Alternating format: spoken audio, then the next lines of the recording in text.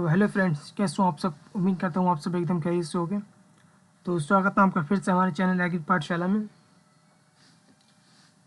तो आज की वीडियो में हम लोग डिस्कस करने वाले हैं बीएससी ऑनर्स एग्रीकल्चर के फर्स्ट सेमेस्टर के फंडामेंटल्स ऑफ जेनेटिक्स के सब्जेक्ट के कुछ कॉमन यूज़ होने वाले वर्ड जो कि जेनेटिक्स में ज़्यादा से ज़्यादा यूज़ किए जाते हैं और इनसे एग्जाम में शॉर्ट क्वेश्चंस बनते हैं। इससे जीन क्या है, एलील क्या है, जीनोटाइप क्या है, फिनोटाइप क्या है, ये सारे शब्द आज की वीडियो में हम लोग डिस्कस करने वाले हैं। तो ये लेक्चर 2 है। इसका लेक्चर 1 में मैंने आपको करवाया था कि जेनेटिक्स क्या है, हेरिडिटी क्या है, वेरिएशंस क्या है, फादर ऑफ जेनेटिक्स करवाए थे। तो चलिए इस वीडियो की शुरुआत करते हैं। इसमें सबसे पहले है जीन, यानी जीन क्या है।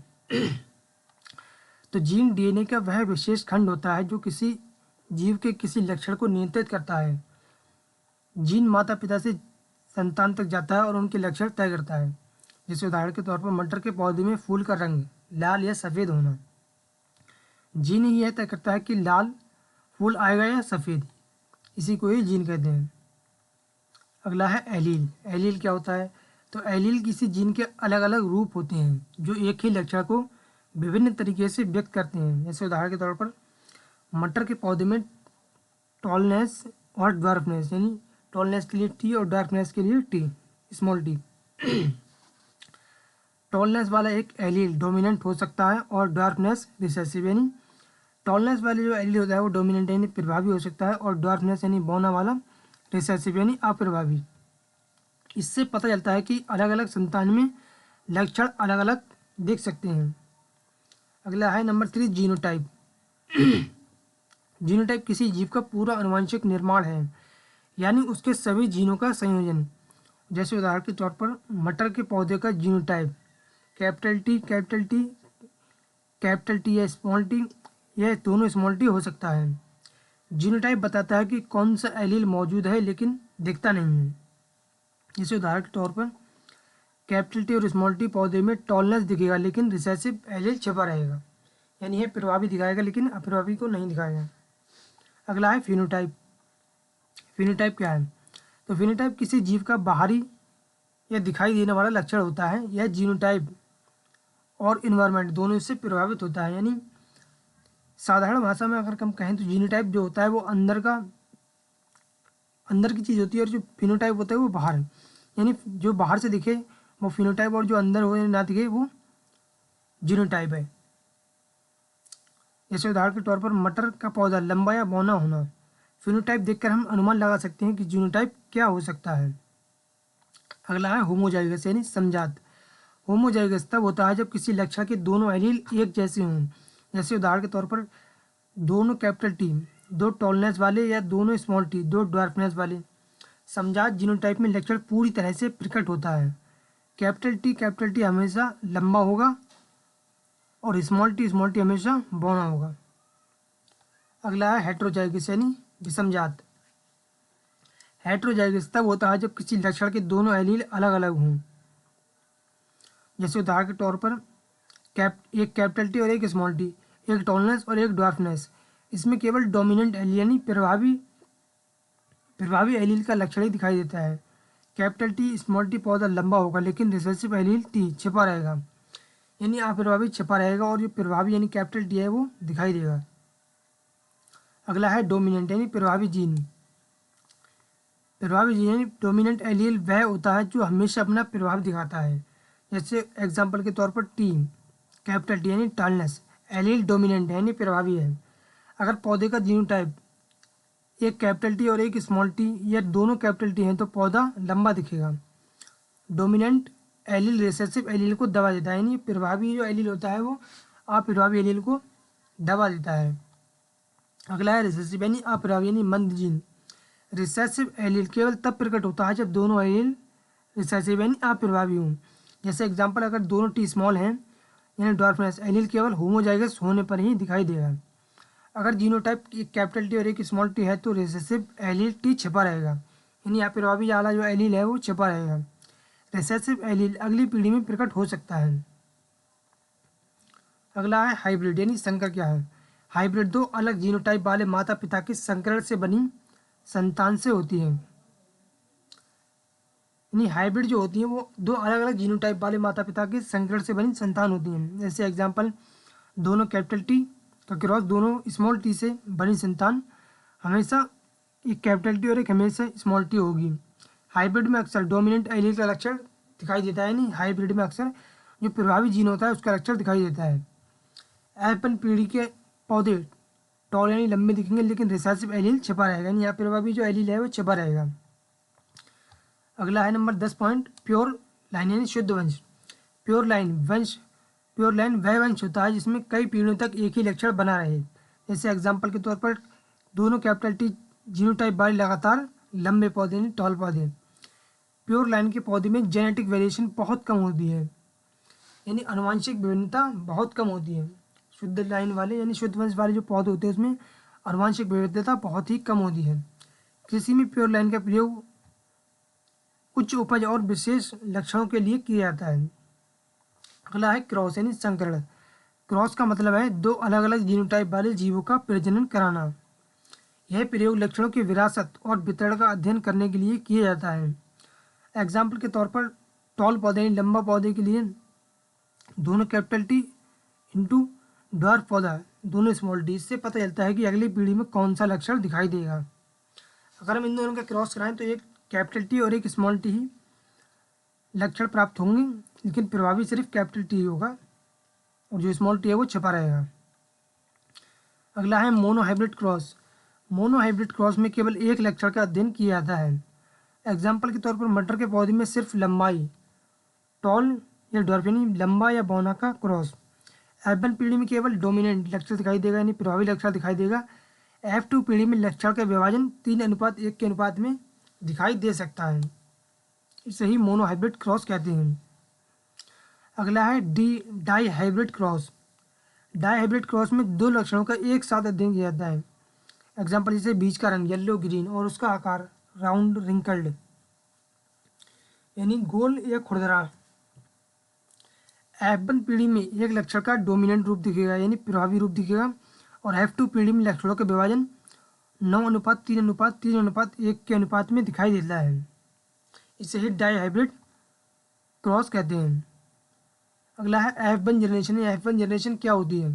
तो F1 जनरेशन वह पहली पीढ़ी है जो माता पिता के क्रॉस से पैदा होती है। एग्जाम्पल दोनों कैपिटल टी और दोनों स्मॉल टी से बड़ी संतान, एक कैपिटल टी और एक स्मॉल टी। F1 पीढ़ी में हमेशा डोमिनेंट एलील का लक्षण दिखाई देता है यानी प्रभावी एलील का लक्षण दिखाई देता है। F1 पीढ़ी के अध्ययन जीनोटाइप और फिनोटाइप को समझने में मदद करता है। अगला है F2 जनरेशन क्या है? तो F2 जनरेशन वह दूसरी पीढ़ी है जो F1 पीढ़ी के आपस में क्रॉस करने से बनती है। जैसे एग्जाम्पल के तौर पर F1 capital T small T into capital T small T के क्रॉस से F2 में दोनों कैपिटल टी एक स्मॉल टी एक कैपिटल टी या दोनों स्मॉल टी पौधे होंगे। F2 पीढ़ी में रिसेसिव एलील का लक्षण भी दिखाई दे सकता है यानी F2 पीढ़ी में अप्रभावी एलील का लक्षण भी दिखाई दे सकता है। इसे इनहेरिटेंस के नियम से स्पष्ट रूप से समझे जा सकते हैं। जो लॉ ऑफ मेंडल्स हैं 3, उनमें मैं आपको ये विस्तार से करवाऊंगा। अगला है गैमेट क्या है? गैमेट वह यौन कोशिका है जिसमें केवल एक एलील होता है। पुरुष में स्पर्म, महिला में एग गैमेट कहलाता है। इस उदाहरण के तौर पर कैपिटल टी स्मॉल टी पौधे दो तरह के गैमेट बनाएगा, एक कैपिटल टी और एक स्मॉल टी। गैमेट के मिलने से जाइगोट बनता है और नई संतान का निर्माण होता है। जैसे एक कैपिटल टी हो गया और एक स्मॉल टी हो गया, तो ये एक गैमेट हो गया और ये एक गैमेट हो गया। तो जब इन दोनों का क्रॉस होगा तो इससे जो संतान उत्पन्न होगी इसे ही जाइगोट कहते हैं। इन दोनों को गैमेट कहते हैं और जिनसे क्रॉस करा के संतान होगी उससे जाइगोट बनता है। जाइगोट के मिलने से संतान बनती है। आ गया जाइगोट क्या है यानी युग्मज। जाइगोट वह कोशिका है जो नर और मादा के गैमेट्स के मिलने से बनती है। जो मैंने अभी आपको बताया कि दो गैमेट्स के मिलने से जाइगोट का निर्माण होता है और जाइगोट से ही संतान बनती है। यह पूरी तरह नई संतान का प्रारंभिक रूप है। जैसे उदाहरण के तौर पर कैपिटल टी वाला गैमेट प्लस स्मॉल टी वाला गैमेट, तो दोनों के क्रॉस होकर capital T small T zygote बनता है, जो मैंने अभी आपको बताया था। जाइगोट आगे जाकर एम्ब्रियो और फिर पूर्ण पौधा बनता है, यानी जाइगोट आगे जाकर भ्रूण बनता है और फिर पूर्ण पौधा बनता है। अगला है लोकस क्या है। लोकस गुणसूत्र पर किसी जीन का निश्चित स्थान होता है। हर जीन का अपना विशेष पता यानी एड्रेस होता है, यानी गुणसूत्र जिस स्थान पर पाया जाता है, यानी जीन जीन जैसे जीन गुणसूत्र पर जिस स्थान पर पाया जाता है उसे लोकस कहते हैं। हर जीन का अपना विशेष पता होता है। उदाहरण के तौर पर फूल का रंग नियंत्रित करने वाला जीन क्रोमोसोम 1 के लोकस पर हो सकता है। लोकस से पता चलता है कि कौन सा जीन कहाँ स्थित है। अगला है म्यूटेशन यानी उत्परिवर्तन क्या है। म्यूटेशन जीन या गुणसूत्र में अचानक और स्थायी परिवर्तन होता है। यह प्राकृतिक या कृत्रिम कारणों से हो सकता है। जैसे एग्जाम्पल के तौर पर लाल फूल वाला पौधा अचानक सफ़ेद फूल दे देना। म्यूटेशन नए लक्षण और वेरिएशन उत्पन्न करने में मदद करता है। अब आगे है वेरिएशन यानी विभिन्नता क्या है। वेरिएशन एक ही प्रजाति के व्यक्तियों में पाए जाने वाले अंतर को कहते हैं। यह जीनोटाइप और इन्वायरमेंट दोनों से प्रभावित होता है। एग्जाम्पल है एक ही परिवार के बच्चों की ऊंचाई, रंग या वजन अलग अलग होना। वेरिएशन इवोल्यूशन यानी विभिन्नता जो है, इवोल्यूशन यानी विकास और नई प्रजातियों के निर्माण में महत्वपूर्ण है। अगला है हेरिडिटी यानी आनुवंशिकता। हेरिडिटी माता पिता से संतान में लक्षणों के स्थानांतरण को कहते हैं। उदाहरण जैसे एग्जाम्पल के तौर पर माता पिता की आंखों का रंग बच्चों में दिखाई देना, यह जीन और गुणसूत्रों के माध्यम से होता है। हेरिडिटी के नियम यानी मेंडल ने सबसे पहले खोजे थे, यानी आनुवंशिकता के नियम सबसे पहले मेंडल ने ही खोजे थे। अगला है बैक क्रॉस क्या है। तो बैक क्रॉस में F1 पीढ़ी को किसी एक माता पिता के साथ क्रॉस कराया जाता है। उदाहरण के तौर पर F1 capital T small T into दोनों कैपिटल टी या F1 capital T small T या फिर दोनों स्मॉल टी। यह जीनोटाइप का पता लगाने और शुद्ध लक्षण सुनिश्चित करने के लिए किया जाता है। बैक क्रॉस कृषि में विशेष लक्षणों वाली फसल बनाने में उपयोगी है। अब है टेस्ट क्रॉस। टेस्ट क्रॉस क्या है। तो टेस्ट क्रॉस में F1 पीढ़ी को रिसेसिव यानी अप्रभावी माता पिता के साथ क्रॉस किया जाता है। उदाहरण के तौर पर जैसे F1 पीढ़ी में कैपिटल टी और स्मॉल टी का क्रॉस दोनों स्मॉल टी से कराया जाता है। इससे ये पता चलता है कि F1 होमोजाइगस है या हेट्रोजाइगस यानी समजात है या विसमजात है। टेस्ट क्रॉस इनहेरिटेंस का मूल्यांकन करने में मदद करता है। अगला है इनकम्प्लीट डोमिनेंस यानी अपूर्ण प्रभाविता। जब डोमिनेंट एलील यानी प्रभावी एलील पूरी तरह प्रभावी नहीं होता और नया मिश्रित लक्षण बनता है तो उसे ही इनकम्प्लीट डोमिनेंस कहते हैं। जैसे एग्जाम्पल लाल फूल का क्रॉस सफ़ेद फूल से कराए तो गुलाबी फूल बनता है। यह हेट्रोजाइगस जीनोटाइप में दिखाई देता है। इनकम्प्लीट डोमिनेंस जेनेटिक डाइवर्सिटी बढ़ाने में मदद करता है। अगला है कोडोमिनेंस यानी सह प्रभाविता। जब दोनों एलील एक साथ व्यक्त होते हैं और एक दूसरे को दबाते नहीं हैं। जैसे उदाहरण के तौर पर मानव में AB रक्त समूह, इसमें दोनों एलील समान रूप से सक्रिय रहते हैं, कोई किसी पर प्रभावी नहीं होता है। इसमें दोनों एलील समान रूप से सक्रिय रहते हैं। कोडोमिनेंस से विभिन्न प्रकार के लक्षण दिखाई दे सकते हैं। अगला है लिंकेज यानी संलग्नता क्या है। लिंकेज तब होता है जब दो जीन एक ही गुणसूत्र पर पास पास स्थित हों। ये साथ साथ विरासत में आते हैं और इंडिपेंडेंट असॉर्टमेंट नहीं दिखाते। जैसे एग्जाम्पल मटर में बीज का रंग और आकार एक क्रोमोसोम पर हो सकता है। लिंकेज से कुछ लक्षण हमेशा एक साथ पाए जाते हैं। अगला है क्रॉसिंग ओवर मियोसिस में होमोलोगस क्रोमोसोम के बीच जीन का आदान प्रदान है। यानी क्रॉसिंग ओवर जो है मियोसिस में होमोलोगस क्रोमोसोम के बीच जीन का आदान प्रदान है। यह वेरिएशन उत्पन्न करने में मदद करता है, यानी विभिन्नता उत्पन्न करने में मदद करता है। जैसे एग्जाम्पल के तौर पर मटर के पौधों में फूल का रंग और आकार अलग अलग संयोजन में आना क्रॉसिंग ओवर इवोल्यूशन में जेनेटिक डाइवर्सिटी लाता है। यानी क्रॉसिंग ओवर जो है वो विकास में आनुवंशिक जैव विविधता लाता है। अगला है सेक्स क्रोमोसोम यानी लिंग गुणसूत्र। सेक्स क्रोमोसोम्स लिंग निर्धारण करने वाले गुणसूत्र हैं। यानी यही जो गुणसूत्र होते हैं वो लिंग निर्धारण करते हैं। जैसे उदाहरण मनुष्य में एक्स और वाई क्रोमोसोम। अगर डबल एक्स है तो महिला और एक्स वाई है तो पुरुष। ये क्रोमोसोम लिंग और कुछ विशेष लक्षणों को नियंत्रित करते हैं। अगला है ऑटोसोम्स यानी स्वायत्त गुणसूत्र। ऑटोसोम्स लिंग निर्धारण से जुड़े नहीं होते हैं। मनुष्य में कुल 46 क्रोमोसोम में से 46 ऑटोसोम्स हैं। ये शरीर के अन्य लक्षण और विशेषताएं नियंत्रित करते हैं। उदाहरण बालों का रंग, आंखों का रंग। ये सारी चीज़ें मैं आपको भी विस्तार से बताऊंगा। अभी सिर्फ ये वर्ड का मीनिंग सिर्फ आपको समझा रहा हूँ ये कैसे क्या है। अगला है साइटोप्लाज्मिक इनहेरिटेंस यानी साइटोप्लाज्मिक विरासत। यह इनहेरिटेंस न्यूक्लियस के बाहर साइटोप्लाज्म में मौजूद जीन से होती है। जैसे एग्जांपल माइटोकॉन्ड्रिया या प्लाज्मिड जीन से आने वाले लक्षण।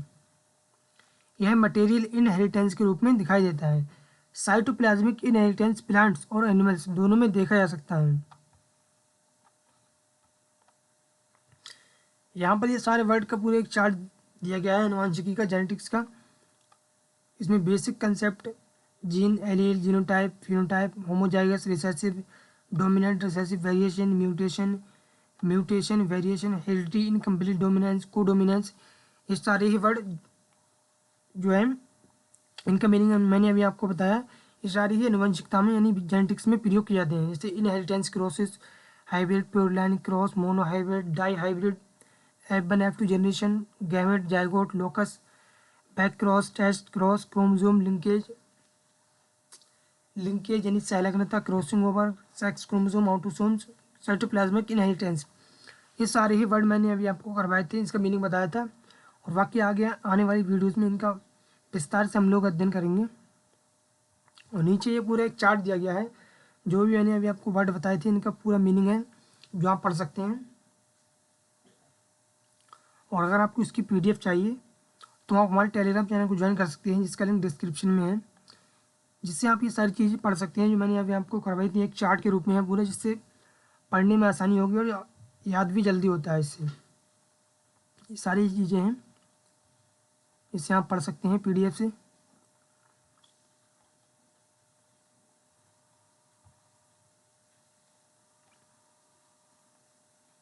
तो फ्रेंड्स, आज की वीडियो में मैंने आपको जेनेटिक्स में कॉमनली यूज होने वाले वर्ड्स हैं उनका मीनिंग बताया। आगे आने वाली वीडियोस में हम लोग इसको विस्तार से अध्ययन करेंगे। तो कमेंट्स बॉक्स में आप लोग ज़रूर बताइएगा कि आपको ये वीडियो कैसे लगी। तो अगर आपकी वीडियो पसंद आई हो तो इसको लाइक करना, कमेंट्स करना, शेयर करना और हमारे चैनल की पाठशाला को सब्सक्राइब करना।